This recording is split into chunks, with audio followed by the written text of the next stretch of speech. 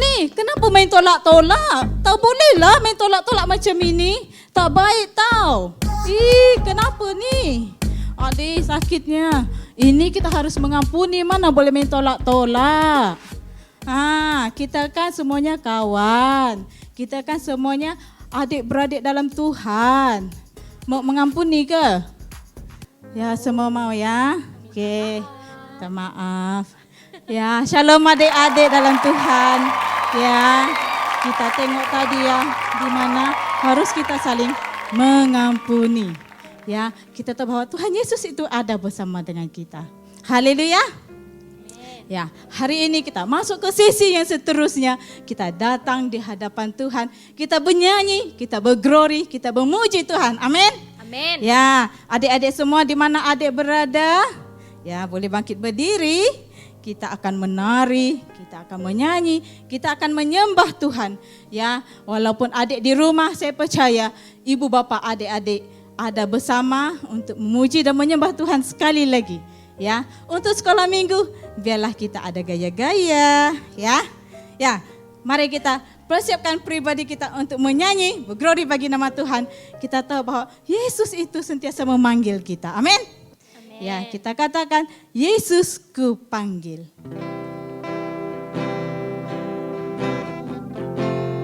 Semangat ya adik-adik, kita ikut gaya-gayanya yang ada di belakang ini.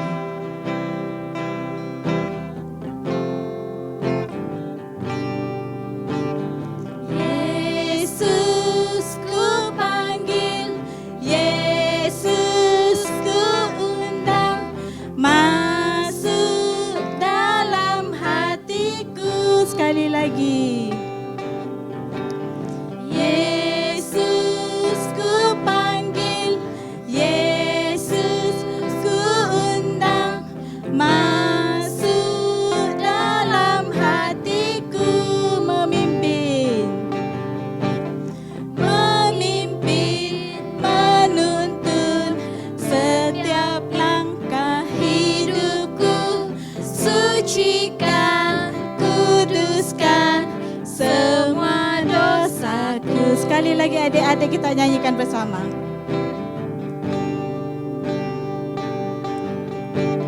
Yesus ku panggil, Yesus ku undang, masuk dalam hatiku. Sekali lagi. Yesus ku panggil, Yesus ku undang, masuk dalam hatiku. Memimpin, menuntun setiap langkah hidupku. Sucikan, kuduskan semua dosaku. Memimpin, menuntun setiap langkah hidupku. Sucikan, kuduskan semua dosaku. Semua dosaku, semua dosaku, semua dosaku, semua dosaku. Haleluya. Ya, kita panggil Yesus, kita mengundang Yesus masuk di dalam hati kita supaya kita punya hati untuk terus mengampuni ya. Ya, mari kita adik-adik persiapkan diri masih dalam keadaan berdiri. Kita menyembah Tuhan. Ya, kita katakan bila Tuhan izinkan sesuatu terjadi dalam hidup kita, kita tetap mengandalkan Tuhan. Haleluya. Bila kau izinkan.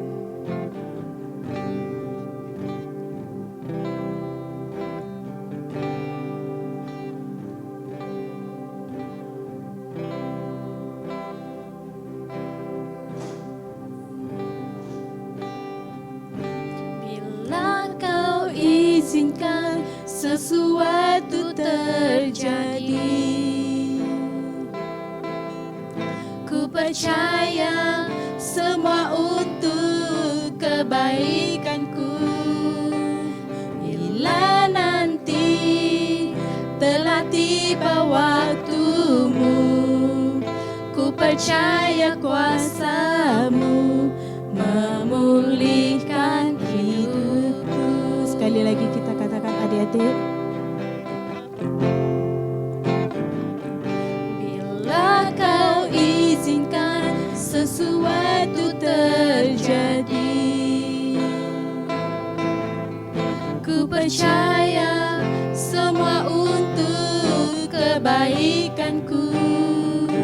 Bila nanti telah tiba waktumu, ku percaya kuasa-Mu memulihkan hidupku.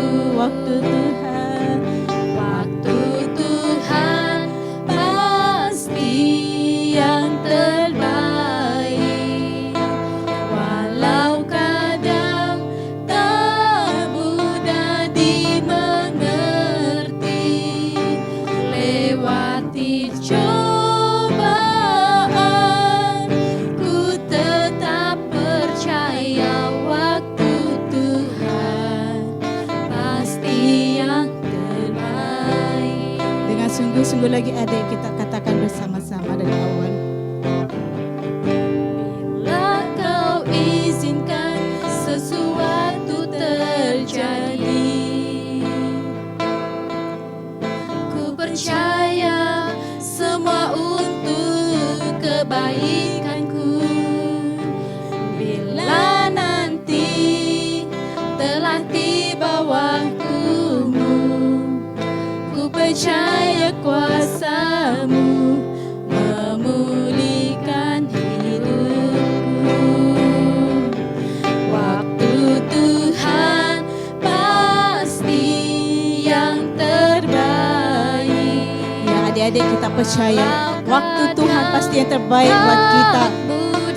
Ya, kita percaya adik-adik bahwa Tuhan itu sentiasa bersama dengan kita. Melalui apapun cobaan yang datang, kita terus datang kepada Tuhan. Haleluya Tuhan Yesus, haleluya.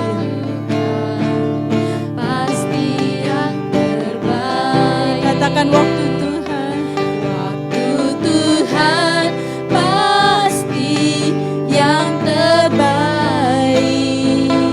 Walau kadang tak mudah dimengerti, lewati cobaan, ku tetap percaya waktu Tuhan pasti yang terbaik. waktu Tuhan, Waktu Tuhan pasti yang terbaik. ya adik-adik letakkan tanganmu di dadamu. Serahkan semuanya kepada Tuhan. Mohonkan segala pengampunan kepada Tuhan. Lewati cobaan, ku tetap percaya waktu Tuhan pasti yang terbaik. Waktu Tuhan pasti yang terbaik. Waktu Tuhan pasti yang terbaik. Waktu Tuhan pasti yang terbaik. Haleluya Tuhan Yesus. Iya Bapak, waktu Tuhan pasti yang terbaik buat kita semua. Waktu Tuhan pasti yang terbaik dimanapun kita berada, dimanapun apapun situasi kita, kita percaya bahwa Tuhan itu ada bersama dengan kita. Roh Kudus Tuhan terus memimpin kita. Satukanlah kita ya Tuhan Yesus. Tuhan, kami serahkan setiap kami yang ada di sini, bahkan adik-adik yang ada di rumah bersama keluarga masing-masing ya Tuhan. Engkau memberkati ya Tuhan Yesus. Tuhan, kami serahkan ya Tuhan masa selanjutnya Tuhan untuk firman-Mu ya Bapak Tuhan Yesus. Biarlah Engkau ya Tuhan terus menyentuh setiap hati adik-adik ya Bapak yang ada di sini ya Tuhan Yesus, yang melihat ya Tuhan rekaman ini ya Tuhan Yesus. Tuhan, kami percaya Roh Kudus-Mu tercurah di setiap kami, tercurah di setiap adik-adik ya Bapa yang mendengarkan firman-Mu. Terima kasih Bapa, terima kasih Yesus. Kami serahkan semua ini Tuhan ke tangan-Mu. Dalam nama Tuhan Yesus kami berdoa. Haleluya. Amin. Ya, puji nama Tuhan, kita telah siap berglori bagi nama Tuhan, kita telah siap memuji dan menyembah Tuhan. Telah tiba waktunya kita akan mendengarkan firman Tuhan. Adik-adik boleh duduk ya, yang tadi sudah berdiri sekarang boleh duduk untuk mendengarkan firman Tuhan. Biarlah firman Tuhan itu terus ada di dalam hati adik-adik ya. Ibu bapak juga boleh ikut bersama dengan anak-anak yang ada di rumah ya. Dengan itu saya persilakan hambanya ya, yang luar biasa menyampaikan firman Tuhan. Dengan itu saya persilakan Pastor Edward, dipersilakan. Shalom adik-adik, selamat pagi. Apa kabar semuanya? Saya percaya adik-adik semua sehat-sehat, amin. Haleluya. Oke, sebelum kita mendengarkan cerita firman Tuhan, mari kita berdoa dulu ya. Haleluya. Haleluya, Bapa kami di surga, Tuhan Yesus, kami bersyukur Tuhan buat kebaikan-Mu. Hari ini sekali lagi Tuhan kami dapat beribadah, datang kepadamu Tuhan mendengarkan firman-Mu. Mari Roh Kudus Engkau ajar kami, Engkau tuntun kami Tuhan, biar kami mengerti lewat pembelajaran firman Tuhan, iman kami dikuatkan, kami diteguhkan. Terima kasih Bapa, di dalam nama Tuhan Yesus kami sudah berdoa dan mengucap syukur. Amin. Ya, adik-adik, puji Tuhan. Ya, kita sungguh bersyukur karena Tuhan Yesus baik. Amin. Minggu lepas kita sudah belajar tentang siapa yang ingat? Minggu lepas, siapa yang ingat adik-adik? Coba angkat tangannya. Oke, minggu lepas kita belajar apa? Saling mengasihi, ya betul. Oke, bagus. Saling mengasihi, oke. Hari ini kita mau belajar tentang mengampuni, oke. Nah, saya ada satu cerita, ya. Adik-adik duduk diam, kita dengarkan cerita ini.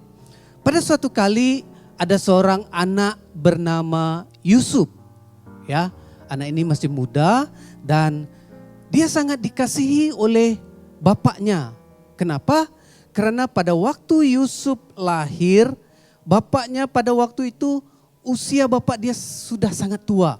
Ya, jadi bapaknya sangat mengasihi Yusuf sehingga abang-abang dia iri hati dengan Yusuf. Suatu kali bapak Yusuf menyuruh dia melihat abang-abangnya yang sudah berhari-hari mereka tidak pulang karena mereka mengembalakan kambing domba di padang. Mereka mengembalakan ternak keluarganya. Jadi mereka sudah berhari-hari tidak pulang. Jadi bapaknya memberitahu Yusuf, Yusuf pergilah tengok abang-abangmu di padang. Mereka sedang mengembalakan kambing domba. Apakah mereka sedang sehat atau bagaimana? Nanti setelah kamu dapat kabar, kamu beritahukan kepada saya. Bapaknya memerintahkan seperti itu. Lalu Yusuf pun ikut apa yang bapak dia arahkan. Jadi Yusuf pun pergi ke padang untuk mencari abang-abang dia. Setelah mereka berjumpa melihat Yusuf dari jarak yang jauh. Abang-abang dia melihat Yusuf dari jarak yang masih jauh lagi, mereka melihat Yusuf. Oh, itu Yusuf. Oh, itu Yusuf adik kita, si tukang mimpi itu. Lalu abang-abang dia mereka pun bersepakat. Oke, adik kita itu jahat. Ya, dan ayah kita pun selalu mengasihi dia, lebih mengasihi dia daripada kita. Mari kita bunuh dia. Jadi abang-abangnya, adik-adik, abang-abang si Yusuf, mereka berpakat untuk membunuh Yusuf. Ya, mereka berpakat. Jadi setelah Yusuf sampai, jadi mereka pun tangkap si Yusuf dan mereka mau membunuh dia. Tetapi abang Yusuf yang paling sulung, yaitu si Ruben, berkata, jangan kita bunuh dia. Apa untungnya kalau kita membunuh dia? Lepas itu mereka mengambil satu keputusan dan mereka membuang Yusuf di dalam sumur. Dan setelah itu orang Midian datang, dijuallah Yusuf kepada orang Ismail. Orang Ismail datang, melimpas di tempat itu, Yusuf dijual. Dan orang Ismail itu menjual Yusuf kepada Potifar. Dan di rumah Potifar, Yusuf pun mengalami dikhianati oleh istri Potifar. Ya, dia dikhianati, akibatnya Yusuf dipenjarakan. Nah, pada waktu di dalam penjara, apa yang terjadi? Bersama-sama dengan Yusuf ada banyak lagi banduan-banduan yang lain yang dipenjarakan bersama. Dan termasuklah 2 orang pekerja dari istana Firaun, yaitu juru minum dan juru roti. Nah, kedua-duanya dipenjarakan. Dan pada suatu malam mereka bermimpi. Dan juru minum bermimpi dan juru roti pun bermimpi. Mereka menceritakan mimpi mereka kepada Yusuf.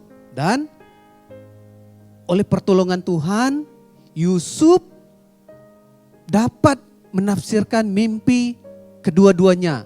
Dan apa yang Yusuf tafsirkan itu benar-benar terjadi seperti yang ditafsirkan oleh Yusuf. Dan setelah itu terjadilah di mana Firaun pula yang bermimpi. Pada suatu kali Firaun bermimpi dan Firaun pun sudah bertanya kepada orang-orang penafsir mimpi di negeri itu, tidak seorang pun yang pandai menafsirkan. Dan disitulah baru juru minum itu teringat, oh dulu pernah ada satu orang di penjara yang menafsirkan mimpi saya. Dan dia datang kepada Firaun dan menceritakan cerita itu. Lalu dipanggillah Yusuf dari penjara. Dan setelah itu Yusuf dapat menafsirkan mimpi Firaun. Dan apa yang terjadi setelah itu? Yusuf diangkat sesuai dengan usul daripada Yusuf tentang 7 tahun kelimpahan hasil daripada tafsiran mimpi Firaun. 7 tahun Mesir akan mengalami kelimpahan dan 7 tahun berikutnya mereka akan mengalami kekeringan dan kelaparan yang terjadi.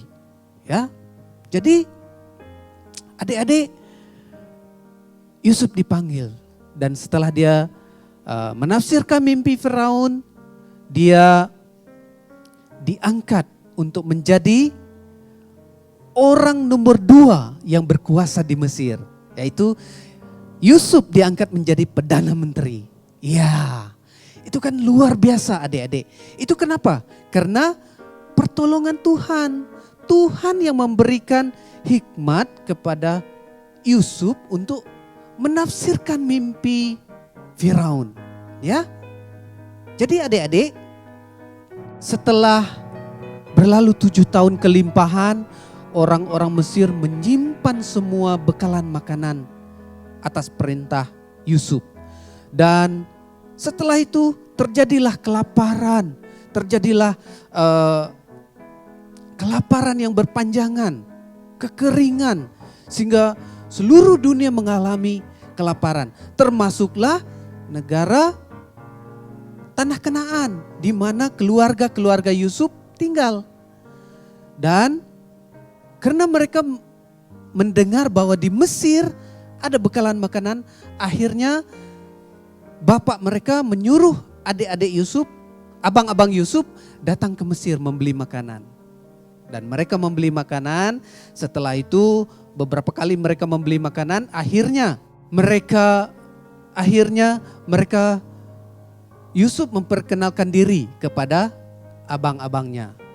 Dan setelah itu Yusuf berkata supaya memanggil bapaknya datang ke Mesir juga untuk tinggal di sana.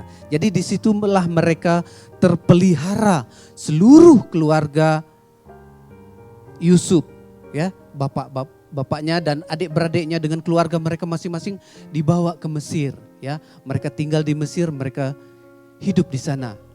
Adik-adik, Cikgu mau bertanya, pernah tak adik-adik bergaduh dengan kakak, bergaduh dengan abang, malah bergaduh dengan mama atau bapa. Pernah tak?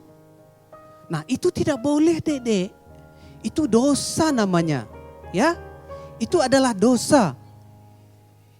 Itu adalah dosa, adik-adik. Ya, Yakobus 4 ayat 17 berkata, jadi jika seorang tahu bagaimana ia harus berbuat baik, tetapi ia tidak melakukannya, itu berdosa. Ia berdosa. Itu kata firman Tuhan. Dan upah dosa adalah ialah maut. Upah dosa ialah maut. Tetapi anugerah Allah ialah hidup kekal dalam Kristus Yesus Tuhan kita. Itu dalam Roma bab 6 ayat 23. Nah, adik-adik, kita belajar daripada kehidupan si Yusuf tadi, ya. Di sini Cikgu ada satu cerita singkat, satu drama singkat untuk adik-adik dengarkan, untuk adik-adik lihat. Ada seorang adik sedang syok bermain dengan mainannya. Tiba-tiba kakaknya datang mau main bersama. Adek, Apa? lagi kakak main? Tak nak main lah kakak punya mainan, tak boleh. Kakak Ini tak adik ada, punya. ini adik kakak punya. Ini adik punya. Share. Tak boleh, ini kakak Mau. punya. Ini adik punya. Kakak punya lagi. Oke, ini semua kakak adik punya, ini adik punya. Tak boleh, ini adik punya semua. Abi pergi main sana jauh-jauh. Kakak mau. Tak nak. Share. Tak nak. Nah, Tak nak. Adik-adik, sudah lihat cerita tadi kan? Nah, boleh tak kita bergaduh, Dek? Boleh tak? Tak boleh. Itu dosa. Gaduh itu dosa, tak boleh gaduh ya. Gong, gong, brum, gong,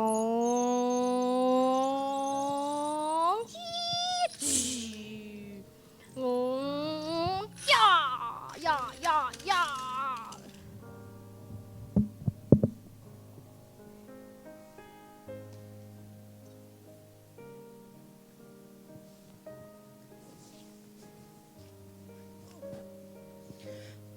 Dek, kemas ini dulu, baru main ini. Tak mau. Kim, kemas dulu ini, baru main yang ini. Tak nak. Kim, kemas dulu, baru main yang lain.